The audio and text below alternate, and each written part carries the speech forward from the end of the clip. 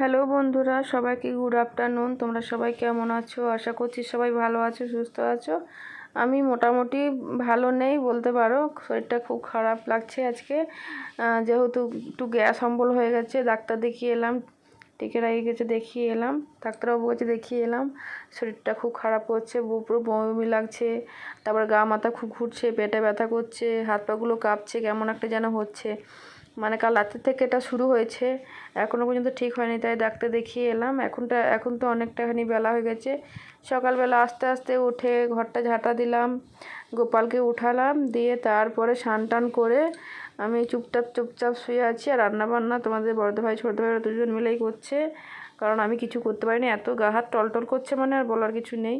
শরীরটা বেশ খানিক খারাপ হয়ে গেছে আজকে, জানি না কেন হঠাৎ করে হলো। হতেও পারে, না হওয়ার কিছু নেই। কারণ হচ্ছে আগের দিন তো বিরিয়ানি খেয়েছি, তারপরে দুধের চা খেয়েছি, ওই পাপড়ি টাপড়ি খেয়েছি। এগুলো তো খাওয়া স্যুট হয় না, আমি খেতে ওগুলো চাই না, মানে খাওয়া যায় না, আমার খাওয়াগুলো বারণ আছে। ওগুলো আমার সহ্য হয় না, ওগুলো খেলেই আমার এরকম হয়ে যায়। তো একদিনে এত কিছু খেয়েছি বলে আমার এরকম অবস্থা, জানো কি বলবো বলো। আর এদিকে দেখো, আমি শুয়েই ছিলাম, ঘুমিয়েছিলাম, এদিকে বাবু কাজু কিশমিশ খাচ্ছে, আর এদিকে আমাকে দিয়েছে পেঁপে, কেটে নুন দিয়ে মাখিয়ে দিয়েছে, বলছে এটা খাওয়া, দেখো ঠিকঠাক লাগতেও পারে। আর সত্যি কথা বলতে গেলে আমার মুখে না একটুখানি স্বাদ নেই। তো এই যে পেঁপেটা খাচ্ছি নুন দিয়ে, না আমার বেশ মুখটা স্বাদ আসছে, মানে ভালো লাগছে খেতে। আর দেখো বাবু ঢং দেখেছো কেমন, ও বলছে ও কাজু কিশমিশ ছেড়ে দিয়ে না ও পেঁপেটা খাচ্ছে আমার সঙ্গে, জানো। বন্ধুরা দেখো, তোমাদের দাদাভাইরা কি রান্না করেছে, চলো তোমাদের একবার দেখিয়ে দিই, ঠিক আছে? আচ্ছা, এটা হচ্ছে আলু সেদ্ধ আর করলা সেদ্ধ, মানে আলু মাখা আর করলা মাখা করেছে। ঠিক আছে, যা করেছে তাই ভালো, আমি তার করতে পারিনি, আমার শরীর খারাপ বলে শুয়েই ছিলাম। তো আমার একটা বদ অভ্যাস আছে ভিডিও করা, সেই ভিডিও করছি, শরীর খারাপের সত্ত্বেও ভিডিও করছি।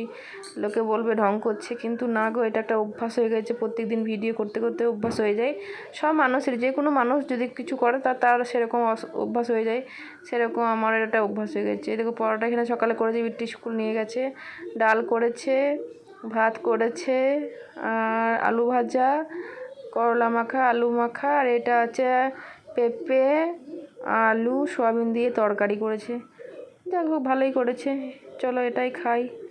আর এদিকে বাবুর জন্য ডিমের অমলেট করছে, বাবু ভাত খাবে বলে, ও তার ওই দিয়ে খেতে পারবে না। যাই হোক, চলো খেয়ে নিই, তোমরাও খেয়ে নাও, অনেকটা ভানি বেলা হয়ে গেছে। দেখো বন্ধুরা, আমার ভাত থালাটা সাজিয়ে নিচ্ছে, আমি ভাত বেড়ে খাচ্ছি নিচে, শরীর খারাপ হলো তো কী কথা, ভাতটা বেড়ে খেয়ে নিচ্ছি আমি, ঠিক আছে? আর এদিকে দেখো বাবুর ভাত বাড়া রয়েছে, আর এই যে আমার ভাতটা বাড়া হয়ে গেছে। আমি শুধু করলা সেদ্ধ আর পেঁপে আলু সয়াবিন তরকারি আর ডাল ভাত নিয়েছি। দেখো বন্ধুরা, এখানে বাবু কেমন শুয়ে রয়েছে, আর এখানে তোমাদের বড় ভাই গোপালকে সন্ধ্যা দিচ্ছে, বিট্টু ঘুমিয়ে গেছে কেমন করে, দেখো খেপার মতো। আর এখানে আমরা সবাই বসে রয়েছি। বন্ধুরা দেখো, আবার চলে এলাম তোমাদের কাছে একদম রাতেরবেলা, ঠিক আছে? এই যে খেয়ে দিয়ে চলে এসেছি বিছানায়। রাতেও আজকে একটুখানি ভাতই খেয়েছি, কারণ হচ্ছে গ্যাস অম্বল হয়ে গেছে বলে রুটি ফুটি খাওয়া যাবে না, আরও বেশি করে অম্বল করবে, সেই জন্য বন্ধুরা। তো ভিডিওটা একদম ছোট থেকে ছোটোই হয়েছে, বড় হয়নি। তো একটুখানি ওষুধটা খাইয়ে একটুখানি ভালো রয়েছি।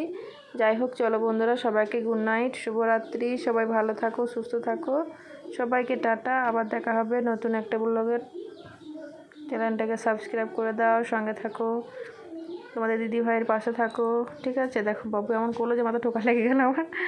যাই হোক, আমার গলা স্বরটা একদম আস্তে আস্তে, তোমরা একটু বুঝে নিও, টাটা।